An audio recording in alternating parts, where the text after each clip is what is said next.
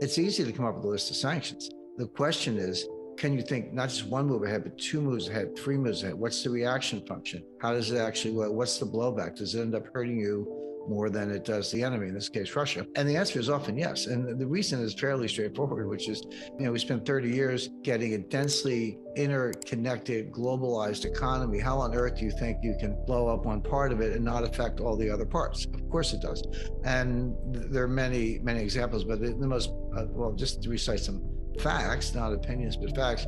Russia's oil and natural gas revenues are at all-time highs. Any oil that Europe doesn't want for whatever reason, the Chinese and the Indians are happy to buy it, and they are buying it. They say, well, we're gonna call Lloyd's of London and tell them they're not allowed to insure Russian vessels. Well, it sounds effective. Gee, how are you going to ship the oil if you can't get insurance on the vessel? I guess they've never heard of captive insurance companies or what's called self-insurance. I mean, this goes back to the Merchant of Venice, Shakespeare in the 16th century, which is you get a group together, you got 20 vessels, you all take a slice of your revenue, you put it in a pool, you say we hope for the best, but if one of those vessels is seized or sinks, then we pay for it out of the pool. That's called self-insurance. And that's what people did before insurance companies were invented. So my point being, these things sound good. They have a feel-good aspect to them, but they're tried and true workarounds, or they don't work the way people expect.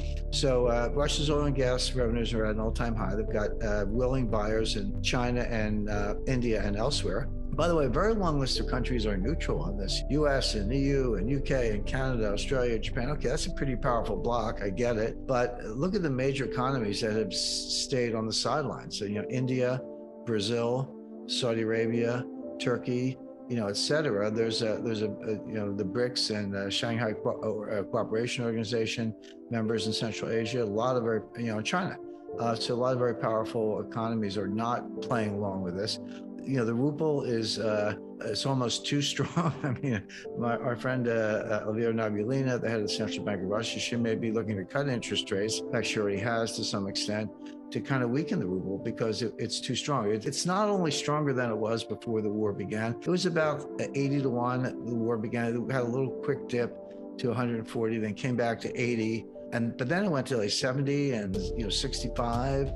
That's a very strong ruble relative to recent years. So again, that helps them get around the boycott because the ruble goes further if you're trying to buy imported goods. And again, many other examples. So reserves are up, hard currency reserves are up, oil, gas sales are up, the ruble is stronger. And meanwhile, what's going on in the West? In the US, $5 a gallon for gasoline. I know that seems cheap to Europeans, but trust me, for Americans, that's unheard of.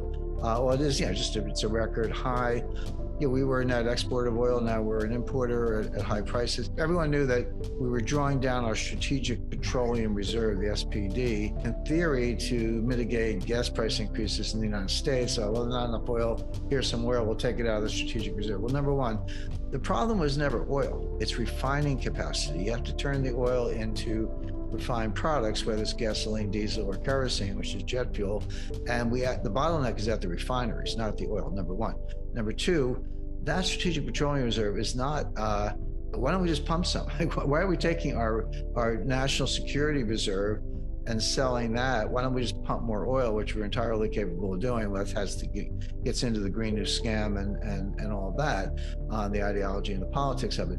But just to make it worse, as if that's not bad enough, there's good evidence that some of those cargoes are going to China. We're not even using our own oil, even though we're diminishing our national security in the process. We're selling it to the main enemy. It's so bad. The policy is so bad that I think I'm a little late to this one. A lot of people reached this conclusion earlier. I was resisting it, but I have to say, stupidity is no longer an explanation. This must be what they want. If you were just stupid, if you were just dumb, you would be right about half the time. You would be guessing, you wouldn't know what you're doing, but just random outcomes, you would be right about half the time if you were really dumb. To be wrong all the time suggests design. It suggests that this is actually what they want. The greenies want higher gasoline prices because they think it'll encourage, discourage gasoline consumption, encourage the purchase of electronic vehicles, EVs, Teslas and so forth. So people who can barely afford a $30,000 car are supposed to go buy a $75,000 car. The inflation is coming from the supply side. It can come from supply or demand. The supply side means energy, food, transportation costs, and a lot else besides, and then also taking into account the breakdown of the supply chain, which we mentioned earlier. Demand-driven inflation comes from the consumer, it comes from the psychology. Do people feel the prices are going up? And if they do they start to change their behavior and pull demand forward? That's why they call it demand pull inflation, and say, I was thinking about buying a refrigerator. I better go buy it today because the price is going to go up if I wait another month, et cetera. Both of those can be sources of inflation. They can feed on each other. Right now, the inflation is all coming from the supply side. We have not tipped over into a demand-driven inflation, but we're getting dangerously close. So what can the Fed do about the supply side? Well, they don't drill for oil. They don't drive trucks. They can't farm for crops or run a textile mill. The Fed can't do anything about the supply chain or the supply of goods and services. The one thing they can do is raise interest rates enough to destroy demand, not just tamper it, but really destroy it to the point where, hey, maybe I don't like paying a lot for gas, but if I get fired from a job, I might not be buying gas at all, or just cutting down on driving, or eating cheap substitutes for better quality food, et cetera, or some people starving. So can the Fed control inflation at the end of the day? The answer is yes, but at an extremely high cost. It's not a question of pivoting to interest rate cuts next January. That's the narrative. It's just not true. If interest rates go down, it'll be because we're in a very severe recession. And of course, the Fed will be the last to know. So the Fed can temper inflation, but at a very high cost, the cost of a very severe recession. The good news is prices are down or flat. The bad news is you just lost your job. And why is that good for stocks? I guess that's my question. So the answer is it's not. But if you live in a world where we have very strong inflation today, but we could be facing disinflation, almost certainly, and possible deflation, how do you structure that portfolio? Because if I could guarantee inflation for a couple of years, that's easy. Buy gold, real estate, fine arts, silver, energy, agricultural, hard assets. If I could guarantee deflation, that's also easy. You want cash, government bonds, a few other assets that are going to perform well in a deflationary environment. But what if I said, and I am saying, we have inflation now, but we could flip to deflation, but it's hard to know exactly when. How do you position for that? And the answer is diversification. You have a slice of gold, I recommend 10%, slice of cash, which not only protects you in deflation, but gives you liquidity, reduces the volatility, and gives you optionality. So when we get more clarity, you can actually go, maybe shopping among the ruins of the stock market. It's a place for stocks, but I would lean towards energy and the agricultural sector and other natural resources, and alternative investments, and certainly real estate and government bonds, which do very well in a dropping interest rate environment, which we're already in. The short-term rates are still going up because of the Fed, but intermediate to long-term rates are coming down.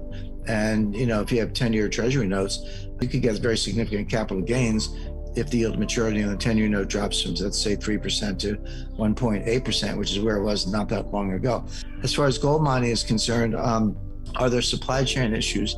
Yes, but that should actually help the price of gold. In other words, if you think of supply and demand, demand is what it is. It has its own drivers, including real interest rates, fear factor, and inflation, and other factors. But if the supply is constrained by the supply chain, then that's actually bullish for the price of gold.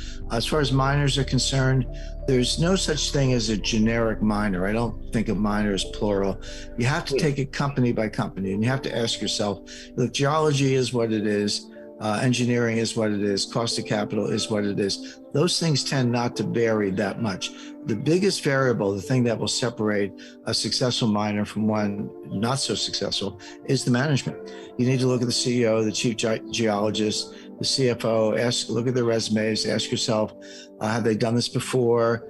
Is this their first, are they beyond the exploratory stage? Are they into the production stage? Are they a possible takeover candidate for Barrick or Newmont or IAMGOLD or one of the big guys? They don't actually do that much exploration.